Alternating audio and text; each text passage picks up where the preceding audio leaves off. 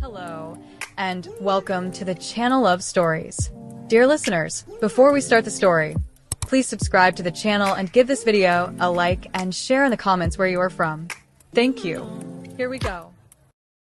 We only kissed once, but that once lives under my skin, pressed into the spaces between my ribs, like heat that never fully cooled.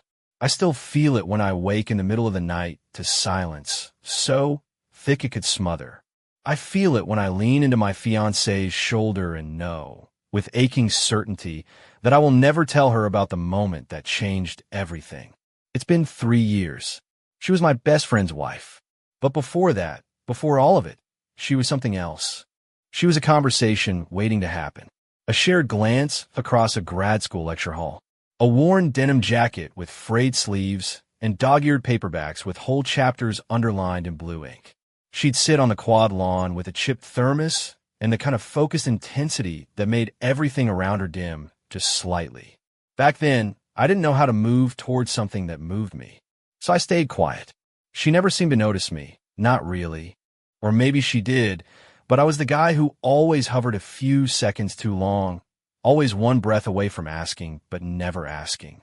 I listened when she talked about poetry and watched when she rolled her eyes at the boys who tried too hard. And then came him, my best friend, my brother in all but blood, loud in a room, effortlessly charming. He walked into that same art exhibit I dragged him to and walked out with her number. Just like that. I saw it happen, the shift. Her eyes lit up, and I felt the door close behind them before they even walked through it. The rest unfolded quickly. They fell in love. Publicly, beautifully, messily. I helped him pick out the ring. I stood beside him in a tux while he made her promises. I wrote the speech, smiled in photos, clapped when everyone else clapped, and I told myself I was okay, because she never looked at me again the way I imagined she once did. Until that night, the one we don't talk about, the one that cracked something open and then sealed it shut again. The kiss that rewrote every chapter one thought I'd already read.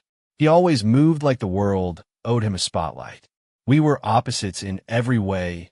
Me with my caution, my quiet, my eyes always lowered one step too soon.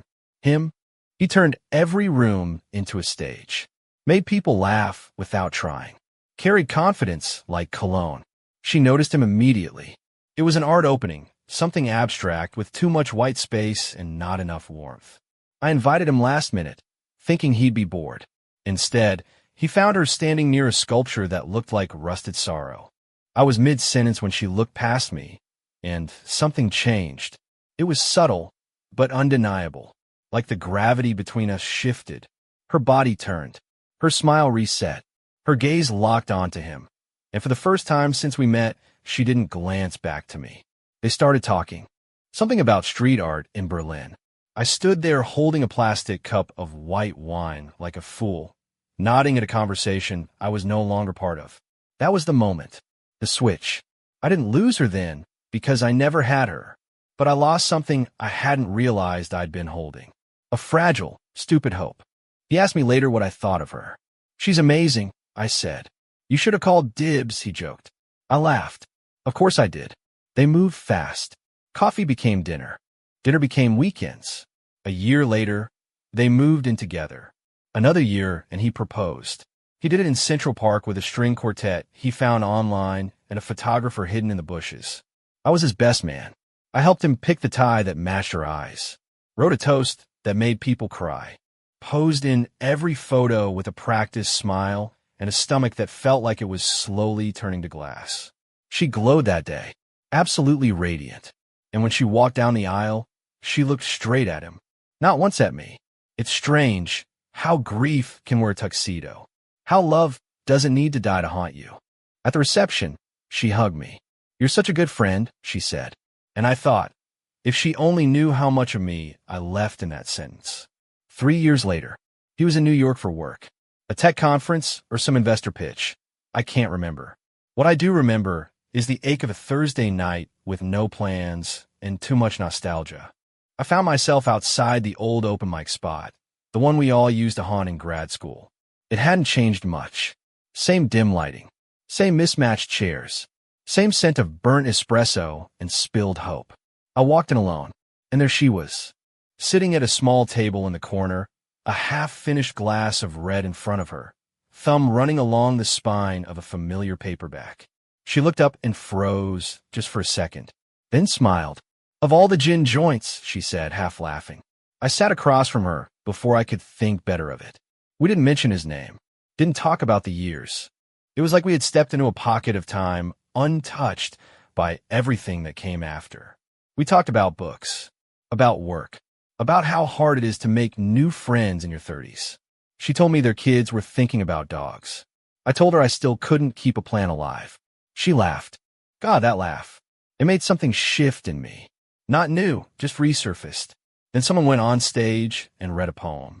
It was raw, simple, about lost timing, about love that arrives a moment too late, about clocks that don't rewind and lips that never forget. The room went still. She didn't look at me during the reading, but I looked at her, and when the poem ended, we didn't speak, just sat in the silence it left behind, both of us too aware of the electricity buzzing under the table. We left at the same time. Outside, the air was cool. She pulled her coat tight. I offered to walk her to her car. Old habits, polite rituals. She didn't protest. The street was empty. We stood there, saying nothing. She turned toward me like she was going to say goodnight. Instead, her hand rose to my face. Light, careful, like she was checking to see if I was still the same shape she remembered. And I kissed her. I didn't plan to. It just happened. It wasn't fiery or desperate. It was soft, reverent, like a bookmark slid back into a page already memorized. When we pulled apart, her eyes were glassy. But she didn't cry. She stepped back, got into her car, and drove away. No words, no promises, just silence. And I stood there, breathing in the ghost of a life I'd never get to live. She didn't text. She didn't call. I didn't either. The next day passed like a funeral no one was invited to. I kept checking my phone anyway, even though I knew she wouldn't reach out. What would she even say? Thanks for the betrayal.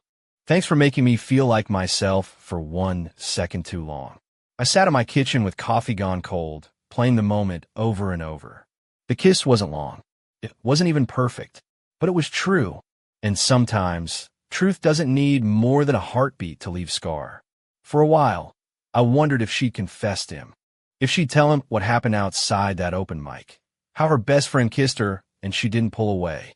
But she didn't. I saw them a week later, at a barbecue.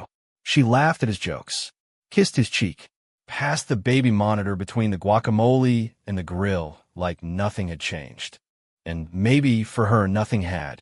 Maybe that kiss was a crack that sealed itself back up the moment she drove away. A brief forgetting, a glitch, something she tucked into a locked drawer and threw away the key. But for me, it stayed open. I still saw it every time I walked by the cafe where we first met. Every time someone read Neruda aloud. Every time I caught my reflection and remembered what I let myself do. I wasn't proud of it. I wasn't even sure I regretted it. Because in that one kiss, something in me finally exhaled, something that had been holding its breath since grad school, since the art show, since I let her go before I ever had her. Still, I didn't tell anyone. Not him. Not my therapist. Not even my own shadow. Because there are betrayals that wear suits and carry daggers. And then there are the quiet ones, the kind you fold into yourself and carry forever, like a love letter you'll never send. Time passed. Seasons shifted. Holidays blurred. The kids got older. I started dating someone seriously, someone good, someone who deserved more than what I was capable of giving. And yet the kiss stayed. It didn't echo loudly. It wasn't a haunting in the traditional sense. More like background radiation, faint but persistent. A feeling that hummed quietly beneath everything else. Especially when I saw her, which happened more often than I expected. Birthdays, dinner parties, random run-ins at the bookstore. Always with her husband. Always polite. Always cordial. But sometimes our eyes would catch, and it would be there. That charged silence. That invisible thread neither of us dared acknowledge. One night, after too many drinks at a New Year's Eve party, I caught her alone in the kitchen, rinsing out champagne glasses. Her hair was pinned back. She was humming to herself. I leaned in the doorway, unsure why I stayed. She looked up, startled. Hey. We just stood there. The sound of people counting down in the other room getting louder. 10, 9, 8. You okay? I asked. She hesitated. Yeah. You. Yeah. And we both knew we weren't. Happy New Year, she said softly when the clock hit midnight. I nodded. You too. Then she smiled, small, bittersweet, like someone remembering the heat of a fire they couldn't let themselves touch again, and walked out of the room. That was her way. No second kiss. No whispered apology or hidden longing. Just presence. And then absence. Like a ghost that chooses when to appear. I told myself I was fine. That I had no right to expect anything else. But that night, I lay awake next to someone kind and warm and steady, and I still felt the echo of her smile. The worst kind of ghosts aren't loud. They don't scream or shake you awake. They just sit beside you in the quiet and remind you what you almost had. I got engaged a year later to a woman who loved me without question. She brought light into rooms without needing to be the center of them. She had this calm about her, like she trusted life to unfold. She made me feel safe, stable, and still, on the day I proposed, I thought of her, the one I shouldn't still be thinking about. Not in longing, not in regret, just in recognition. Because there are people who mark you, even if they don't stay. I told myself I had moved on, that what we shared, that moment, that kiss, was just a fluke, a weakness, a quiet confession in the middle of a loud life. But some nights, lying in bed beside the woman I planned to marry, I'd stare at the ceiling and wonder, what if I'd said something sooner?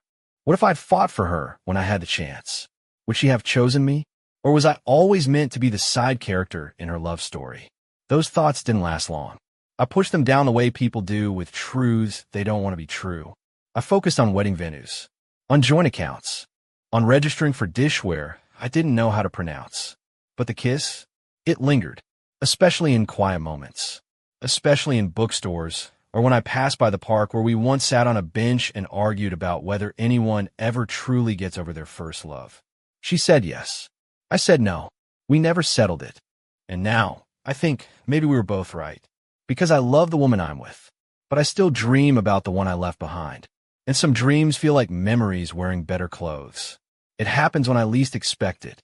A song in a coffee shop. A quote buried in a book.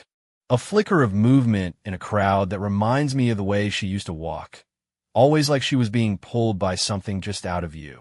And suddenly, I'm 26 again, standing outside that bar, her fingertips on my cheek, and the rest of my life folding into a single, irreversible second. I never told my fiancé about the kiss. Not out of deceit, but out of self-preservation. Because how do you explain to someone good and kind that your heart still tenses when you smell jasmine?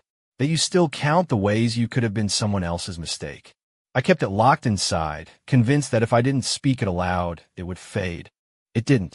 One afternoon, I ran into her at the bookstore downtown, the quiet one with the crooked shelves and the cat that sleeps on the cash register. I was browsing travel essays. She was in the poetry section. She held a copy of a book I hadn't seen since grad school. The same edition, even.